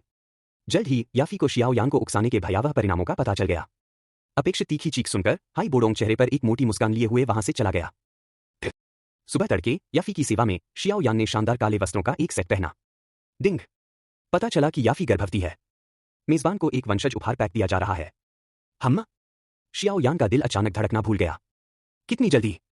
क्या यह रानी मेडुसा की प्रजनन क्षमता के कारण था या यह केवल शियाओ यान का सौभाग्य था? गिफ्ट पैक खोलो, शियाओ यान ने मन ही मन बुदबुदाया। डिंग, मेजबान को पृथ्वी श्रेणी की उच्च स्तरीय साधना विधि ज्वाला आकर्षण तकनीक प्राप्त करने पर बधाई। डिंग, मेजबान को आध्यात्मिक क्षेत्र प्राप्त करने पर बधाई। आत्मा की शक्ति का सशक्तिकरण। डिंग, मेजबान को 7वीं कक्षा की गोली प्राप्त करने के लिए बधाई, धधकती आग वाली रहस्यमयी क्रिस्टल गोली। शुरुआती पुरस्कारों को देखकर जियाओ यान कुछ हद तक हैरान रह गई।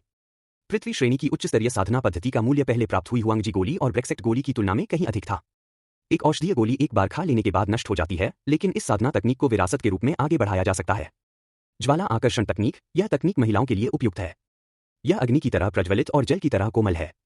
इसमें उग्र युद्ध की आवश्यकता नहीं होती, केवल भौहें चढ़ाने या मुस्कुराने मात्र से ही शत्रुओं को ज्वाला में भस्म किया जा सकता है। अगले इनाम ने जियाओ यान को फिर से चौंका दिया। साधारण रसायन या आत्मा लोगों को छूने के योग्य नहीं होते, 8वें दर्जे से नीचे के अधिकांश रसायन या नश्वर लोक में ही रह जाते हैं। कुछ 7वें दर्जे के रसायन शास्त्री, यदि उन्हें सौभाग्यशाली अवसर मिले, तो आध्यात्मिक जगत को सूक्ष्म रूप से स्पर्श कर सकते हैं। यदि आत्मशक्ति इस स्तर तक पहुंच जाती है, तो उसमें आत्मा का वरदान नामक प्रभाव उत्पन्न होता है, जिससे 8वें दर्जे तक पहुंचने की आशा जगती है। यदि वह सामान्य रूप से साधना करता, तो मध्य मैदानों तक पहुंचने के बाद इस स्तर तक पहुंचने में उसे संभवतः काफी समय लग जाता। आत्मा की शक्ति में हुई इस वृद्धि का मूल्य निसंदेह सबसे अधिक था। क्या देख रही हो? पूरी रात देखती रही हो, क्या इतना काफी नहीं है? शियाओ यान को खाली निगाहों से घूरते देख याफी को मन ही मन शर्म और खुशी दोनों महसूस हुई। उस सुंदरी की कोमल फटकार उसके कानों तक पहुंची और जियाओ यान आखिरकार होश में आ गया। याफी लगभग 1.7 मीटर लंबी थी, दुबली पतली काया, सफेद जेड जैसी त्वचा और चमेली जैसे चेहरे वाली।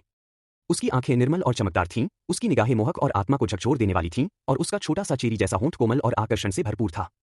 उसके दांत साफ सुथरे और सफेद थे, मानो पिसे हुए जेड या अनार के दाने हों। उसकी छाती ऊंची और भरी हुई थी, जिसमें मोहक उभार था। उसकी कमर पतली और सुडौल थी, उसके कूल्हे आकर्षक थे और उसकी टांगें पतली और सुंदर थीं। गहरे सुनहरे रंग की चुंगसम पहने, उनके काले बाल पिन से बंधे हुए थे और मोतियों से सजे हुए थे। उनकी पतली कलाई पर हरे रंग के जेड के कंगन थे और पैरों में कढ़ाई किए हुए सुंदर जूते थे। कुल मिलाकर वह स्वभाव से ही मनमोहक थी। उसकी हर हरकत दिल को छू लेती थी, मानो हॉल में बसंत आ गया हो और 100 फूल खिल उठे हों। शियाओ यान का दिल तेजी से धड़कने लगा और उसने तीखी निगाहों से कहा, एक जीवनकाल भी काफी नहीं होगा। बसंत की बारिश के बाद याफी सचमुच बेहद खूबसूरत और मोहक लग रही थी। उसका स्वभाव भी अत्यंत नेक था। वह दुनिया को मात देने वाली सुंदरता की धनी थी, निश्चित रूप से युन युन के बराबर। हालांकि वे बिल्कुल अलग तरह की सुंदरताएं थीं।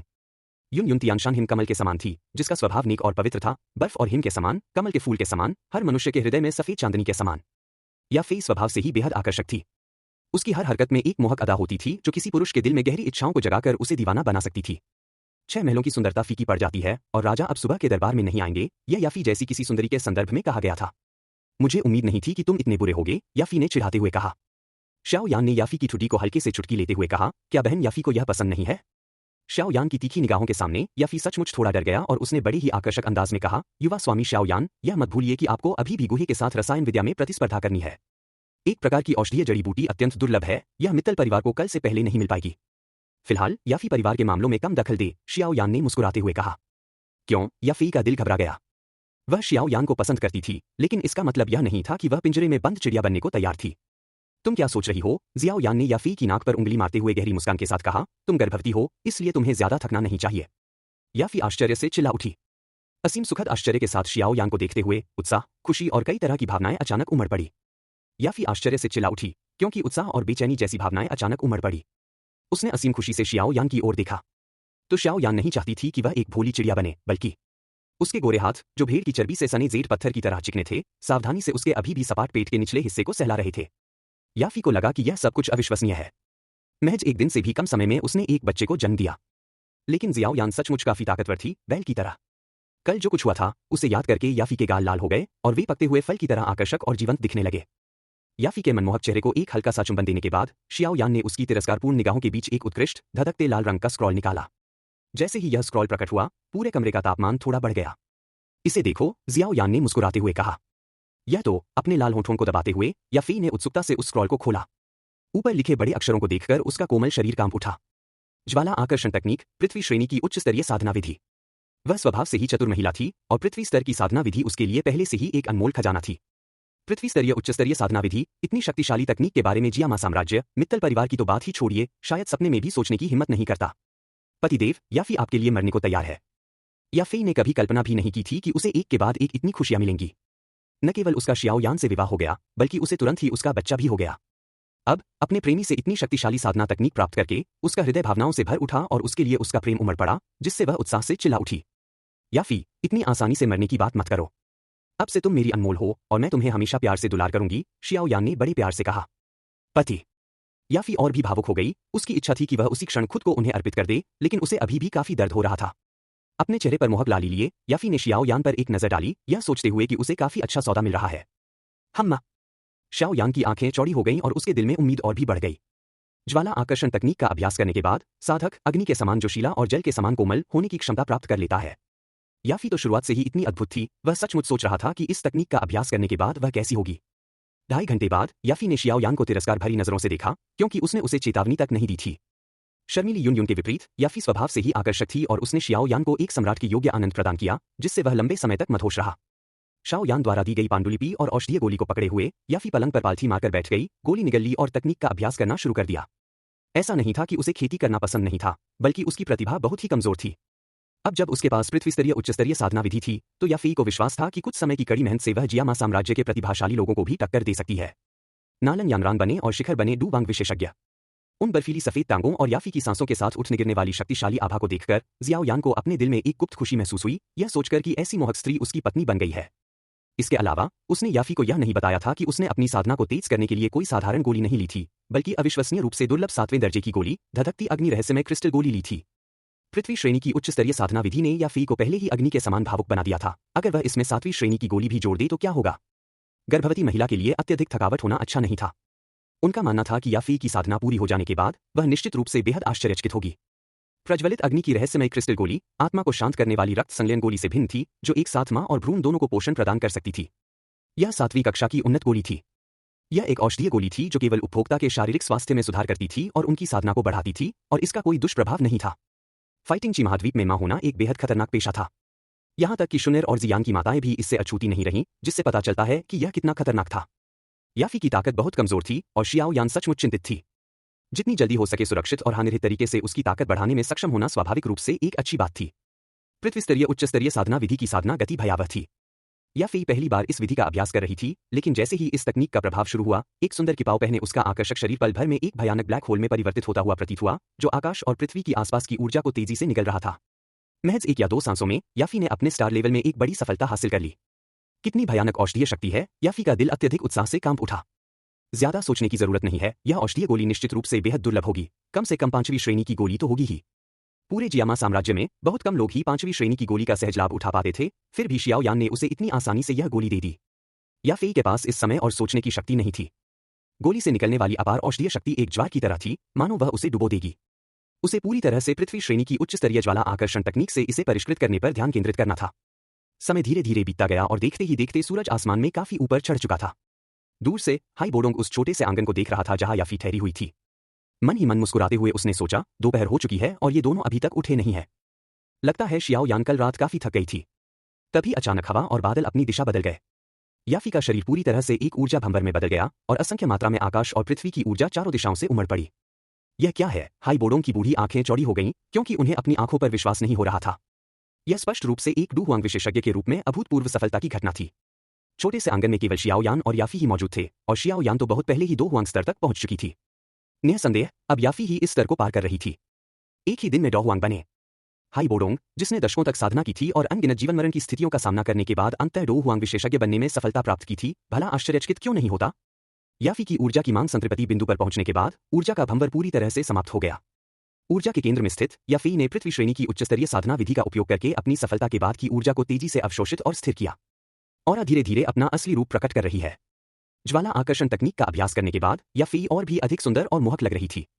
उसके कोमल शरीर से एक मनमोहक सुगंध निकल रही थी। उसका चेहरा बेहद आकर्षक था और उसकी चिकनी त्वचा जेड की तरह सफेद और इतनी कोमल थी मानो हल्के से चुटकी लेने पर ही पानी निचोड़ा जा सके। उसका शरीर स्वर्ग की एक उत्कृष्ट कृति था, न तो बहुत मोटा न ही बहुत पतला। याफी ने अविश्वास से अपनी आंखें खोली। एक डू हुआंग विशेषज्ञ। यह एक ऐसा लोक था जिसकी उसने सपने में भी कल्पना करने की हिम्मत नहीं की थी।